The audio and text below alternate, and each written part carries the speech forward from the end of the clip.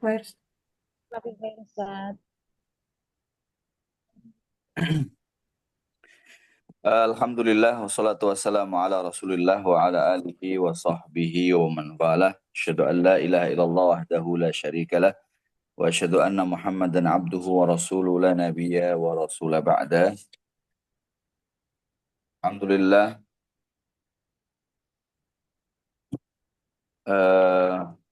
ini pertemuan kita yang kedua kayaknya.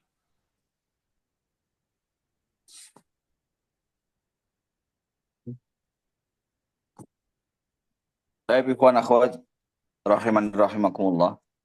Kita kemarin telah membahas tentang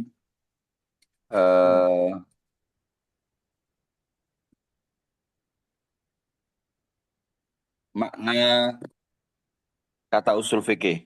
Sahih? Sahih, Ustaz. Baik.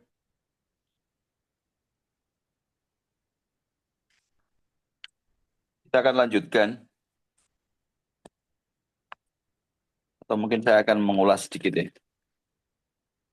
Terkait dengan usul fikih.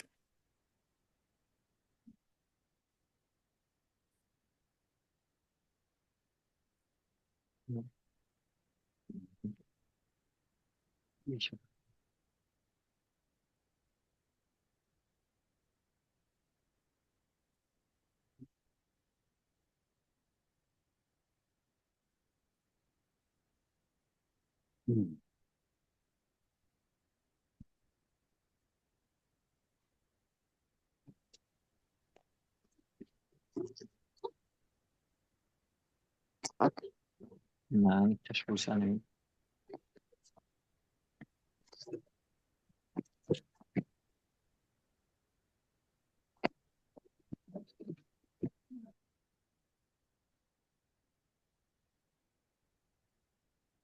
Kemarin kita telah membahas tentang makna kata usul fikih, ya.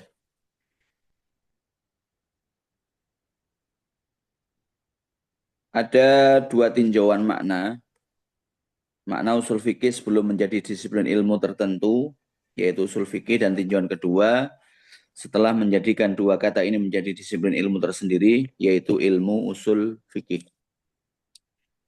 Maka berdasarkan tinjauan yang pertama ya, yaitu usul fikih sebelum menjadi disiplin ilmu, maka kata usul fikih terdiri dari dua kata, yaitu usul dan fikih.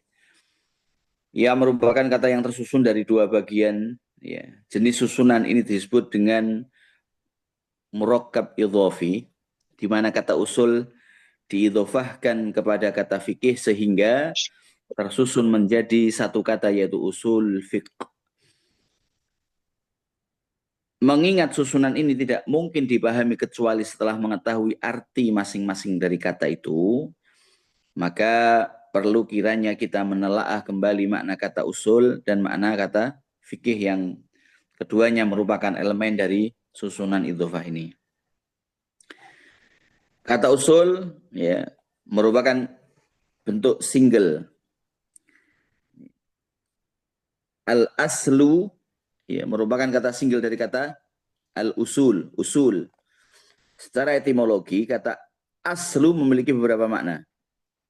Yang pertama, yang dibutuhkan, yaitu al-muhtaj ilaihi.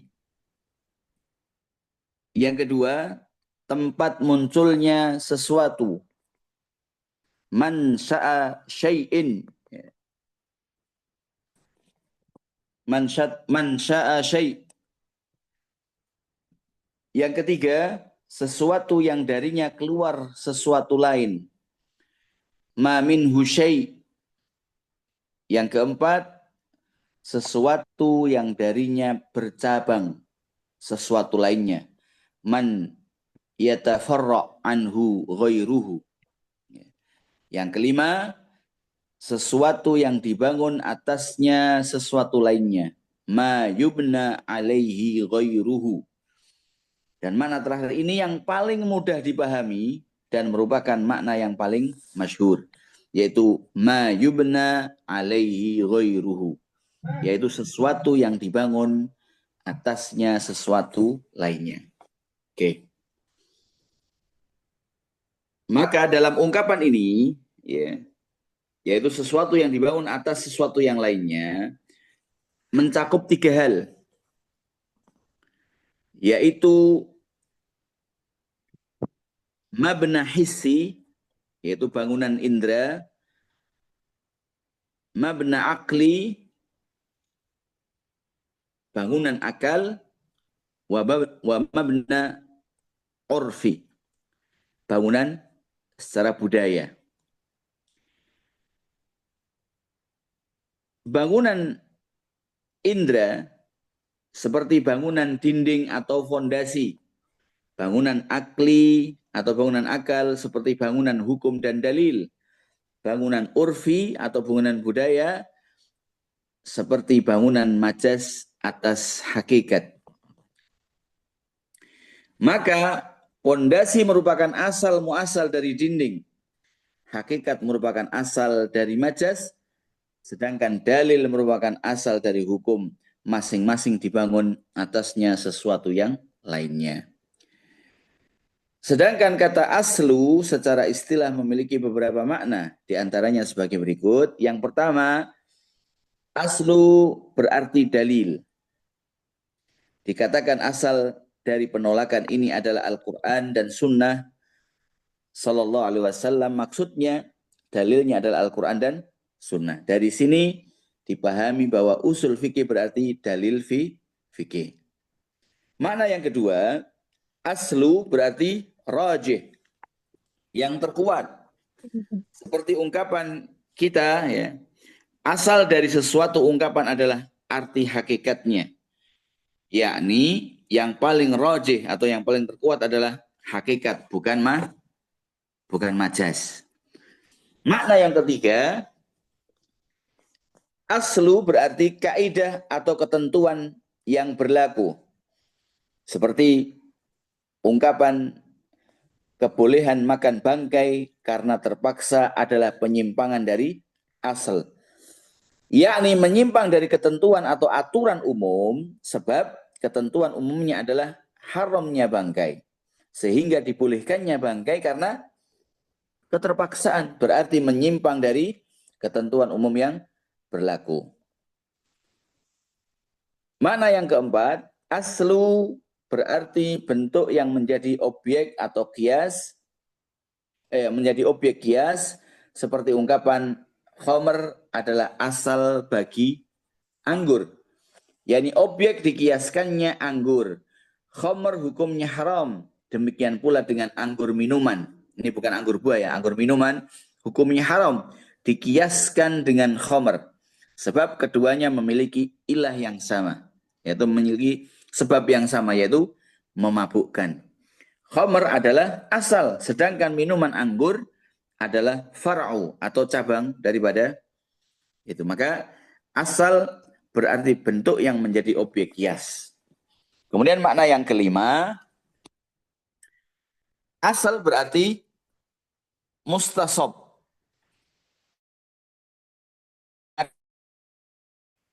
Tidak ada dalil yang mengubahnya. Seperti asal bertentangan dengan torik, ya, sesuatu yang muncul kemudian, seperti orang yang yakin masih dalam keadaan suci, kemudian dia menyangka dirinya berhadas, orang tersebut memiliki dua hal, yaitu keadaan sebelumnya, yaitu suci, dan keadaan yang datang tiba-tiba, yaitu hadas, yang masih diragukan. Maka diambillah asal keadaan sebelumnya, yaitu suci.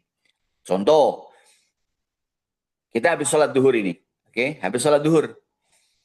Kalau sudah sholat berarti kan kita dalam kondisi suci. Asalnya kita suci. Datanglah adzan asar. Maka kita mau sholat asar nih. Ingat-ingat, aku masih suci nggak ya? Maka hal ini kita ambil hukum asalnya. Kalau kamu tidak pernah merasa kentut, berarti kamu masih suci.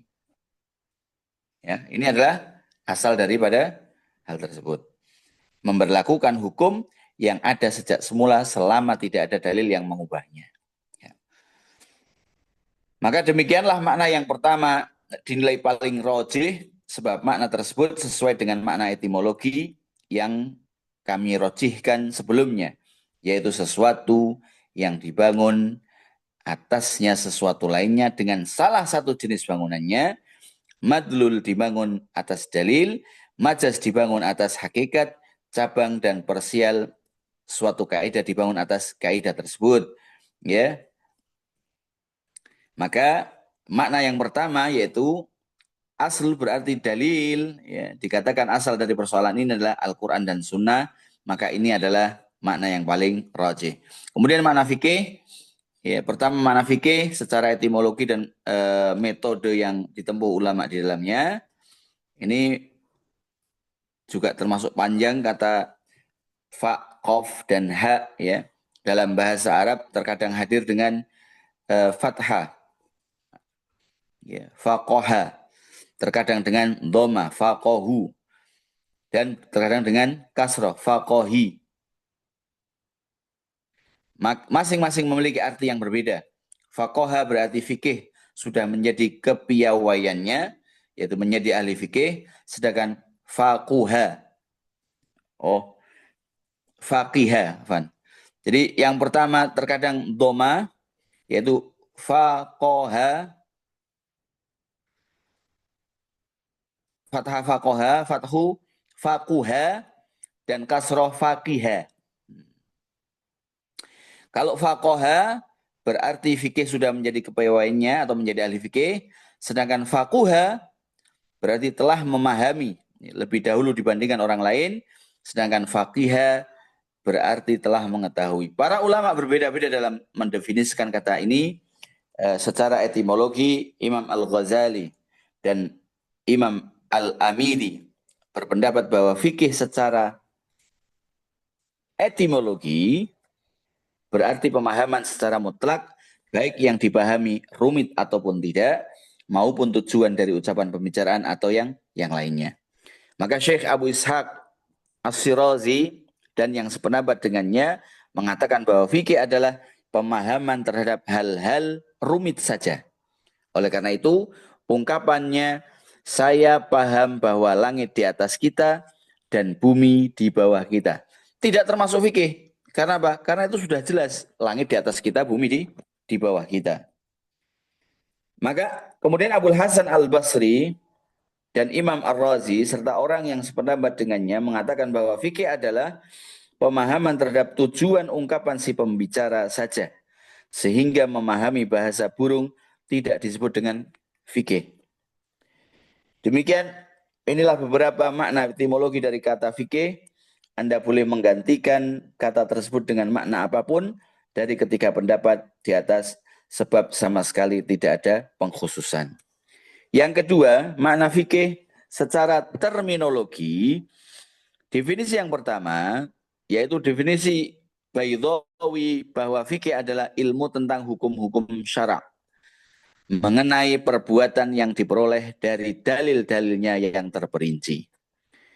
Definisi yang kedua, definisi ini dinisbatkan kepada Asy-Syirazi dan Imam Haramain. Menurut mereka fikih adalah pengetahuan hukum-hukum syara' melalui ijtihad. Ya.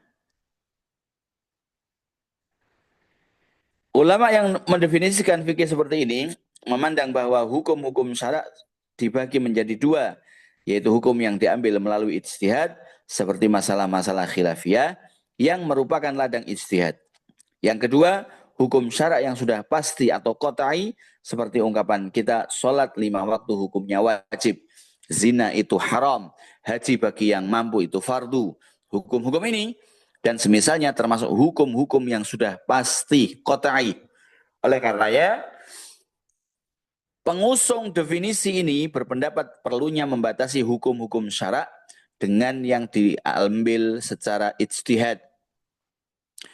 Fikih menurut istilah, ya, orang yang pandai masalah-masalah yang butuh pemikiran dan ijtihad, di mana yang bisa mengetahui sumbernya hanya ulama, sedangkan orang awam cukup bertaklid saja. Definisi yang ketiga, yaitu definisi Al-Qadhi Abu Bakar Al-Baqilani. Beliau berpendapat bahwa fikih adalah dugaan atau dhon tentang hukum-hukum syara' melalui ijtihad. Pemilik definisi ini menggunakan kata dugaan atau dhon, bukan ilmu atau pengetahuan, sebagaimana definisi sebelumnya. Ya, sebab hukum-hukum yang diambil melalui ijtihad merupakan hasil dugaan terkuat yang diyakini oleh mujtahid tersebut. Oleh karena itu, dalam mendefinisikan fikih harus mengatakan kata dhon, yaitu dugaan, bukan mengatakan ilmu ataupun pengetahuan. Ya. Kemudian definisi yang terakhir yang keempat adalah sebagian ulama mendefinisikan fikih dengan mengetahui sejumlah besar hukum-hukum syara. Mengetahui sejumlah besar hukum-hukum syara. Pemilik definisi ini memakai ungkapan sejumlah besar hukum mengingat sangat mustahil ada seseorang yang mengetahui semua hukum-hukum syara. Sehingga di situ tertulis apa? Sejumlah besar hukum-hukum. Sejumlah besar hukum. Orang yang memperhatikan keempat definisi ini tentu mendapati adanya sanggahan-sanggahan. Akan tetapi definisi yang bisa kita ambil di sini adalah definisi yang pertama. Yaitu apa? Definisinya Al-Baydawi bahwa fikih adalah ilmu tentang hukum-hukum syara mengenai perbuatan yang diperoleh dari dalil-dalilnya yang terperinci. Penjelasan definisi al-ilmu bil ahkami syar'iyyatil amaliyati al-muktasabi min adillatiha at-tafsiliyah. Ilmu tentang hukum-hukum syara mengenai perbuatan yang diperoleh dari dalil-dalil yang terperinci. Al-ilmu ya, merupakan jenis dalam definisi tersebut yang mencakup semua ilmu. Baik itu tentang zat, sifat, ya, af'al maupun ahkam, juga mencakup ilmu tentang usul dan yang lainnya. Ilmu merupakan kata yang mencakup tasawur dan tasdiq yang pasti. Sebab ilmu merupakan sifat yang bisa membedakan dan tidak mengandung kebalikan.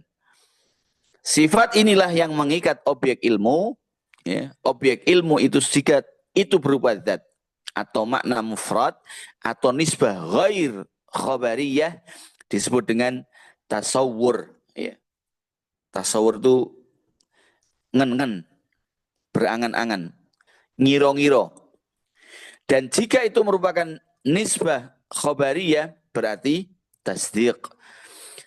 Seperti perkataan kami, alam itu baru. Contoh ini memiliki 4 makna, yaitu zat alam, makna baru pada alam, dan hubungan antar keduanya. Ketiga makna ini disebut dengan tasawur. Sedangkan makna keempat, yaitu penetapan hubungan tersebut atau penafiannya disebut dengan nisbah khobariyah. Sedangkan ilmu pengetahuan ini disebut dengan tasqid, ya. Dengan kata tasqid. Kata ahkam ya merupakan bentuk plural jamak dari kata hukum. Adapun definisi hukum akan kami jelaskan nanti ya, dalam buku ini disebutkan bil ahkam ya, ilmu tentang hukum mengeliminasi ilmu tentang zat, sifat dan perbuatan. Ya. Kata asy-syar'iyyah, yakni hukum yang hanya diketahui dengan syarak, ya. Batasan, yaitu qaid, ini mengeliminasi hukum akliyah, seperti kulli, ya, keseluruhan, general, pasti lebih besar dari juz'i. Dan hukum lughawiyah, lughawiyahnya. Jadi, kata asy-syar'iyyah, yakni hukum yang hanya diketahui dengan syarak. Ya, jelas bahwasannya hukum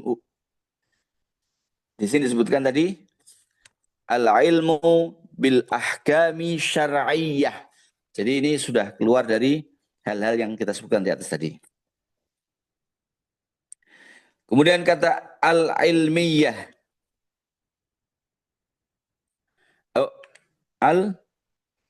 Al-ilmiyah, yakni yang dinisbahkan kepada perbuatan mukallaf atau al-alamiyah ini. Batasan ini mengeliminasi ilmu tentang hukum-hukum usuluddin atau pokok-pokok agama seperti wujudnya Allah Subhanahu wa taala. Kemudian kata al-muktasab merupakan sifat dari ilmu, yakni ilmu al-muktasab, ilmu yang diperoleh. Kata al-muktasab dibaca rofa karena menjadi sifat dari kata ilmu. Ia mudzakkar sehingga diungkapkan dengan al-muktasabu dalam bentuk mudzakkar dan dibaca rofa. Oke. Arti kata al-muktasab adalah yang diperoleh setelah sebelumnya tidak ada. Kata ini merupakan batasan dalam definisi. Pembatasan ini mengeliminasi ilmu Allah. Sebab ilmunya Allah bersifat qadim. Sehingga tidak disifati sebagai ilmu yang dihasilkan. Jika tidak demikian, seandainya ilmu Allah itu diperoleh, berarti ilmu tersebut bersifat hadis. Yakni diperoleh setelah sebelumnya tidak ada. Jadi terkait dengan ilmu Allah itu qadim. Allah itu sudah, kita nggak bisa memikirkan tentang itu. Sedangkan al-muktasab inilah merupakan ilmu yang diperoleh setelah sebelumnya tidak ada. Kata adillatiha. Min adillatiha. Adillatiha bentuk jamak dari kata dalil. Dalil berarti petunjuk kepada yang dicari. Kata ini merupakan pembatasan dalam definisi ini yang mengeliminasi ilmu para nabi alaihi wassalam. Sebab ilmu mereka diperoleh dari wahyu. Kata ini juga mengeliminasi ilmu para malaikat. Sebab ilmu mereka diperoleh dari lauhul mahfud.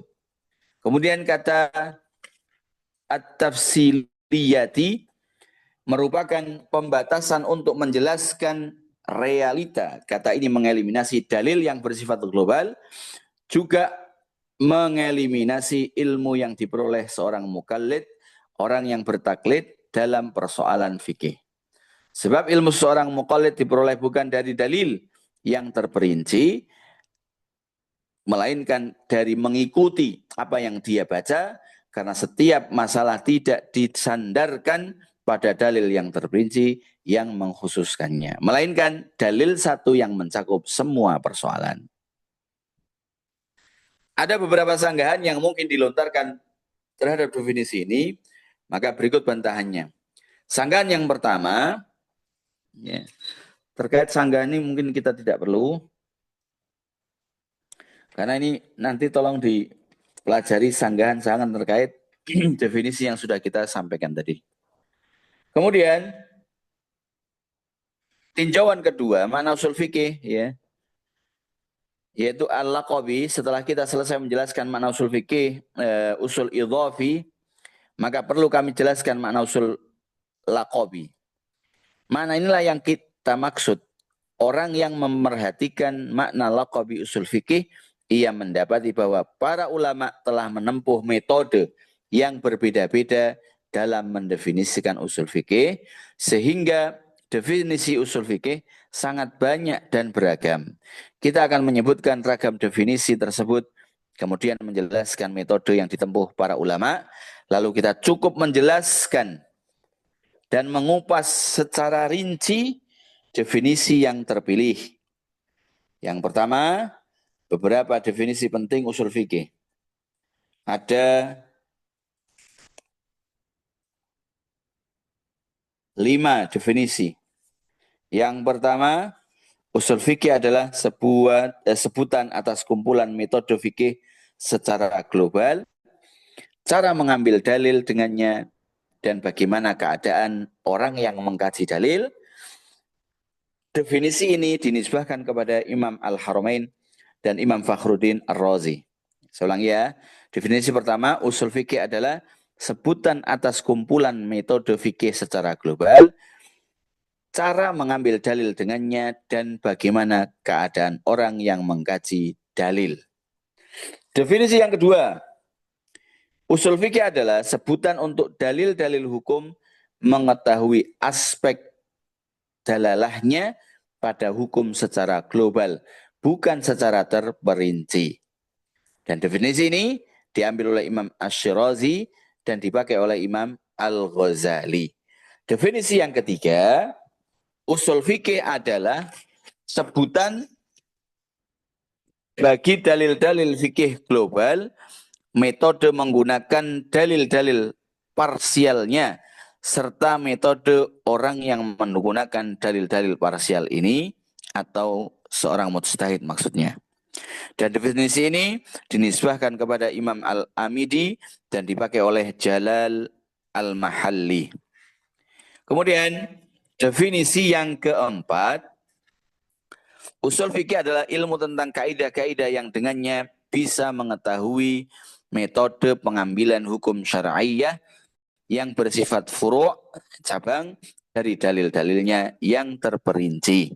Kemudian definisi yang kelima, yaitu definisi yang dikemukakan oleh Al-Qadhi Al-Baydawi. Beliau mendefinisikan usul fikih yaitu mengetahui dalil-dalil secara global, cara berdalil dengan dalil-dalil yang bersifat global, serta mengetahui keadaan pengkaji dalil. Oke. Itu adalah 5 definisi tentang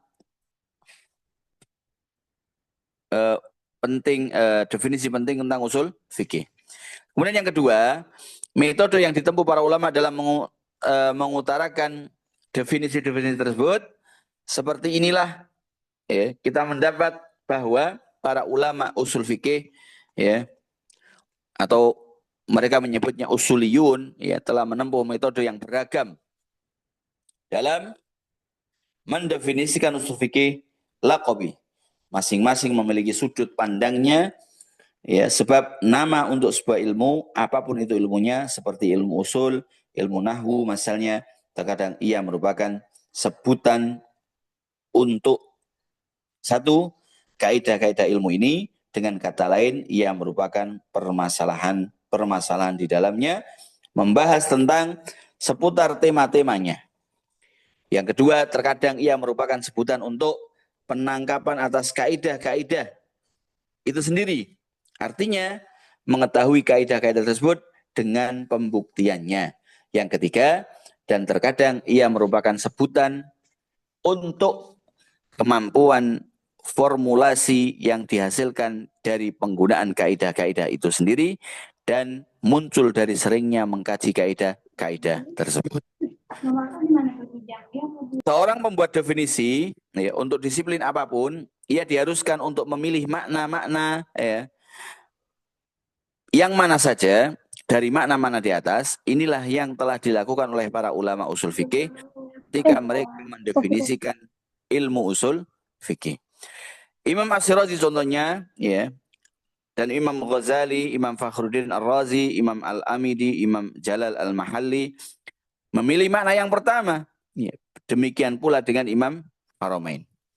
Sedangkan Imam Baydawi, Imam Ibnu Hajib memilih makna kedua, di mana Ibnu Hajib dan Imam Al-Baydawi dalam mendefinisikan usul fikih menyebutkan kata ma'rifah, yaitu mengetahui, dan kata ilmu. Kedua kata tersebut dimaksudkan untuk mengetahui kaidah ilmu tersebut dan pembuktiannya. Oke, kemudian yang ketiga adalah definisi yang terpilih.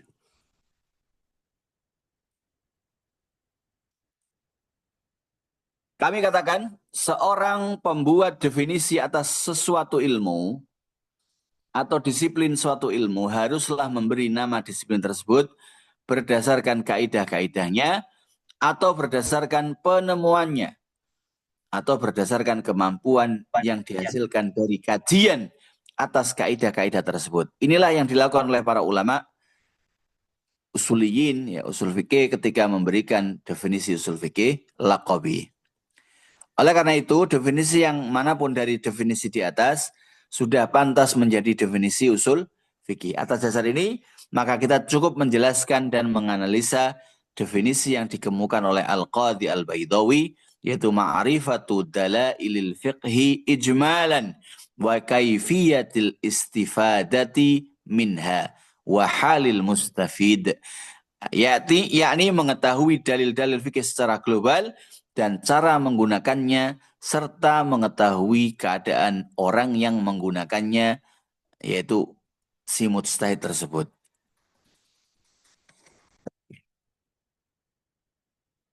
Itulah kaitan definisi ya, usul fikih. Kita kembali, kita lanjutkan.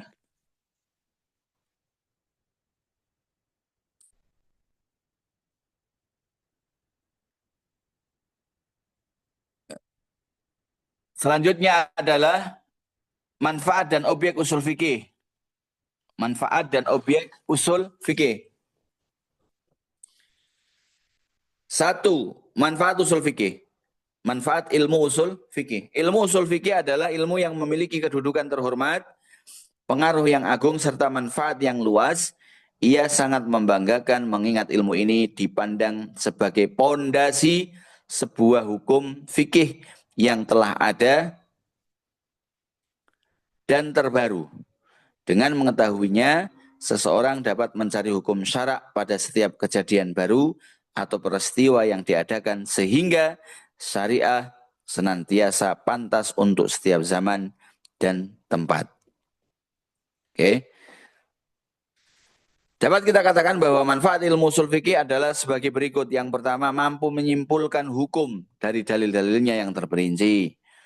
Kedua, dipandang sebagai salah satu ilmu penting yang mengkaji dalil-dalil syar'i serta menjaganya dari fitnah para pembuat fitnah, ya, kebimbangan para musuh Islam serta penyesatan oleh para ateis.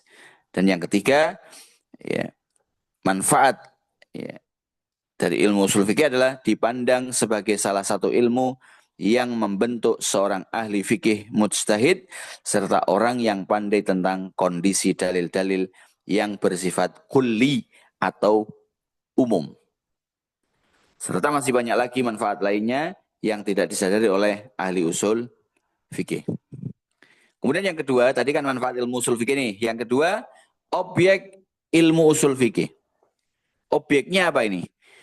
Ketika kita mendefinisikan usul fikih berdasarkan makna laqabi, kita telah mengatakan bahwa para ulama usul fikih, ya usuliyin, memiliki cara pandang berbeda ketika membuat definisi terminologi terhadap usul fikih.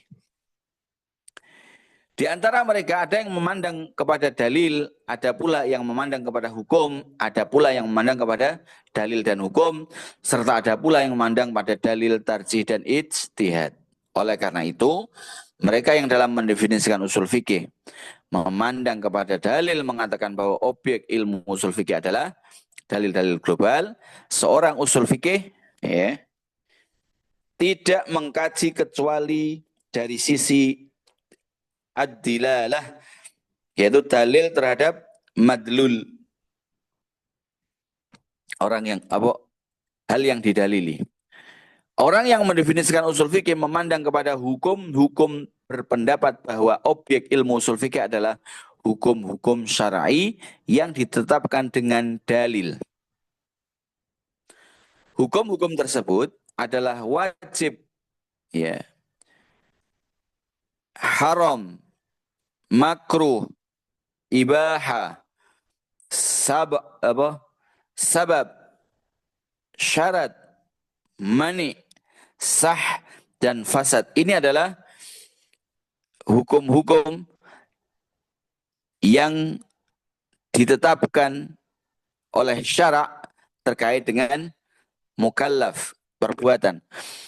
Orang yang mendefinisikan usul fikih memandang kepada dalil dan hukum berpendapat bahwa objek dari ilmu ini adalah dalil dan hukum syarak secara bersamaan. Nah, inilah objek-objek ya usul fikih yang disebutkan oleh definisi para ulama tersebut. Kemudian kembali ke bab 2, ya, yang bab pertama kan tadi tentang definisi ya, kita sudah selesai keluar dari definisi. Kemudian bab kedua adalah hukum syar'i dan hal-hal yang terkait dengannya. Hukum syar'i dan hal-hal yang terkait dengannya.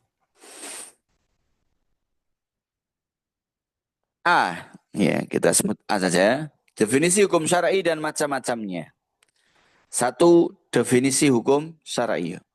Hukum secara etimologi berarti qadha, yang memiliki arti putusan dalam kamus Mukhtar As-Sihhah disebutkan al-hukmu al-qadha, hukum berarti putusan, wa qad hakama bainahum yahkumu, dengan dhamma kafnya hukuman, ia telah memutuskan dan menyelesaikan kasus di antara mereka. Hukum juga berarti hikmah, orang alim dan pemilik hikmah. Kata al-hakimah berarti mengadukan kasusnya kepada hakim atau orang pintar. Sedangkan definisi hukum secara istilah atau terminologi berbeda-beda menurut para ulama usul fikih.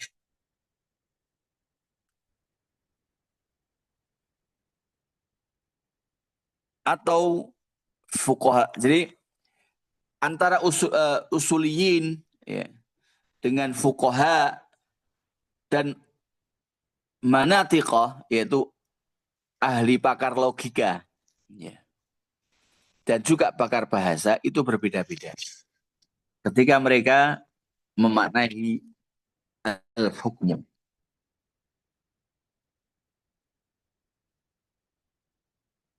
Kita ambil usul fikih hukum menurut usul fikih saja ya. Walau banyak ini, nanti antum yang mencari definisi yang lain. Jadi hukum menurut istilah para 4 ahli tadi. Yang pertama usuliyun, yang kedua fuqaha, yang ketiga manatiqah, yaitu ahli logika, yang keempat pakar bahasa. Saya akan bacakan yang menurut usuliyin, yaitu ahli usul fikih.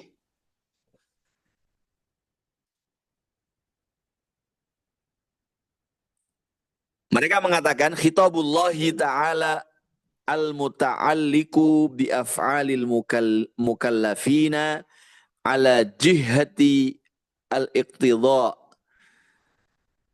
au takhyir au muta'alliqu bil a'ammi min af'alil mukallafina ala jihatil wad'i.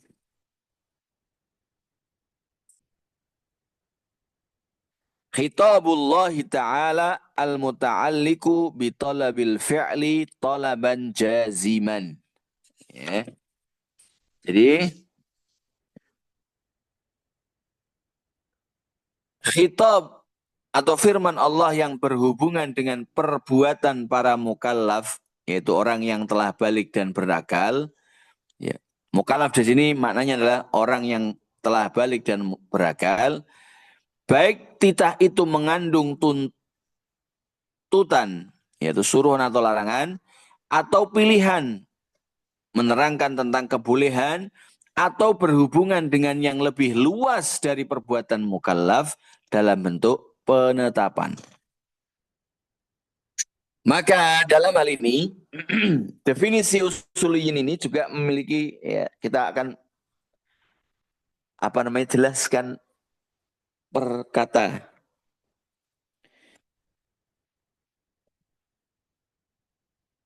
Ungkapan khitab, ya, kata khitab secara etimologi adalah bentuk masdar dari khotoba yukhatibu khitaban wa mukhotobatan, yang berarti mengarahkan kalam yang berfaedah kepada orang lain di mana orang tersebut bisa mendengarnya.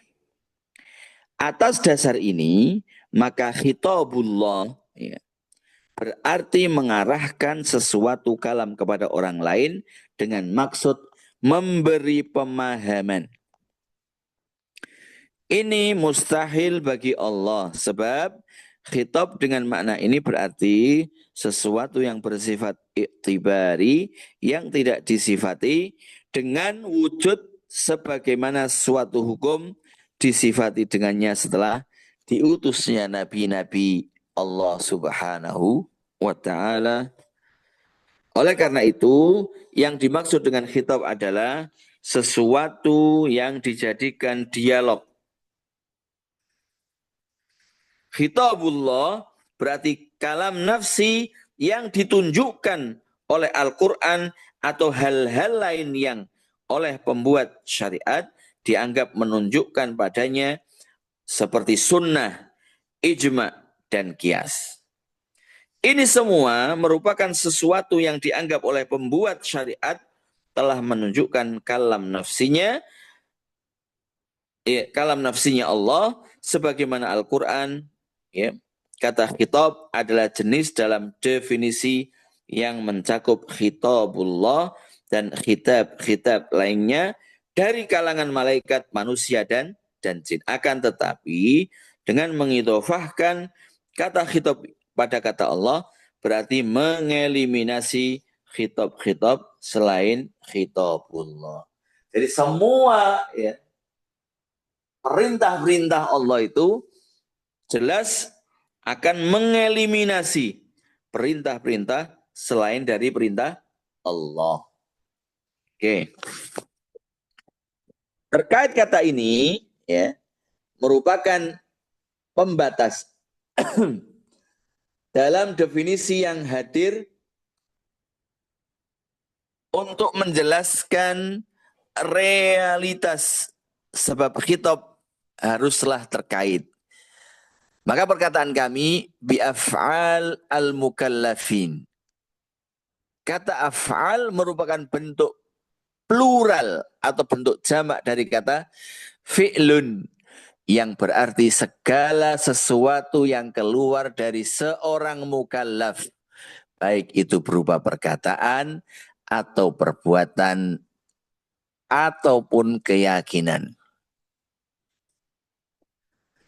Kata al-mukallafin merupakan bentuk umum atau bentuk jamak dari kata mukallaf, yaitu setiap manusia yang balik berakal dan telah sampai padanya dakwah, maka anak kecil dan orang gila tidak mungkin dikenai khitab pembuat syariat. Sebab pada hakikatnya khitab adalah pembebasan taklif, ya. Sedangkan anak kecil dan orang gila tidak mampu menerima pembebanan.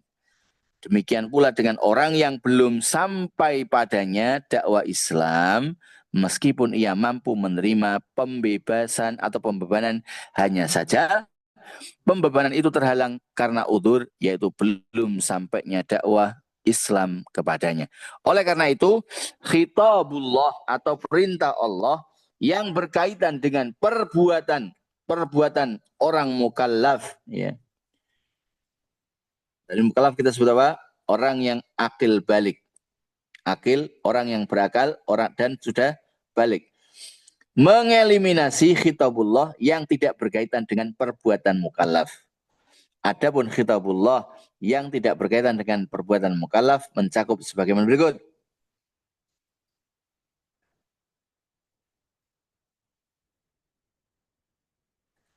Khitabullah yang berkaitan dengan zatnya, yaitu subhanahu wa ta'ala, seperti firman Allah yang artinya Allah menyatakan bahwasanya tidak ada Tuhan yang berhak disembah melainkan Dia yang menegakkan keadilan. Para malaikat dan orang-orang yang berilmu juga menyatakan yang demikian itu. Jadi pokoknya hal-hal yang jelas tidak terkait dalam dengan perbuatan mukallaf mencakup sebagaimana ya tadi itu saya sampaikan terkait dengan Allah. Kemudian kitabullah yang berkaitan dengan salah satu sifat-sifatnya sebagaimana firman Allah Subhanahu wa taala, Allah tidak ada Tuhan yang berhak disembah melainkan Dia yang hidup kekal lagi terus-menerus mengurus makhluknya, tidak mengantuk dan tidak tidur.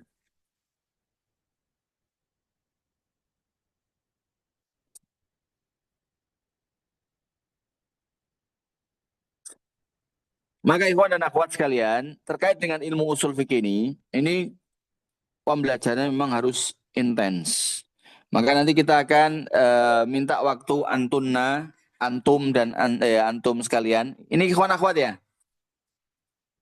Naam Ustaz. Ustaz.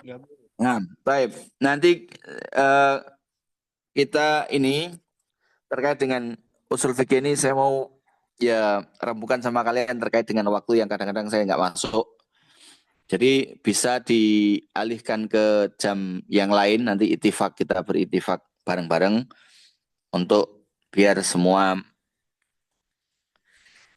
mencapai target. Oke. Naam Ustaz. Baik. Kemarin Afwan, antum tuh berapa jumlahnya total?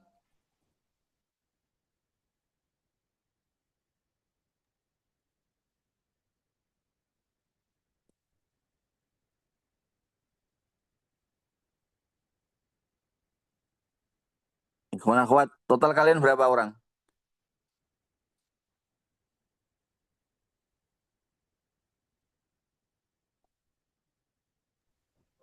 Dua tiga Ustaz kalau nggak salah Ustaz.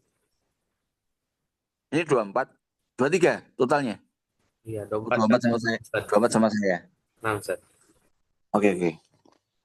Baik, untuk pertemuan kali ini cukup sekian. Nanti kita lanjutkan lagi. Nanti saya jam berapa akidah? 10.30 sepertinya Ustaz. Akidah itu saya 10.30 ya. Oke.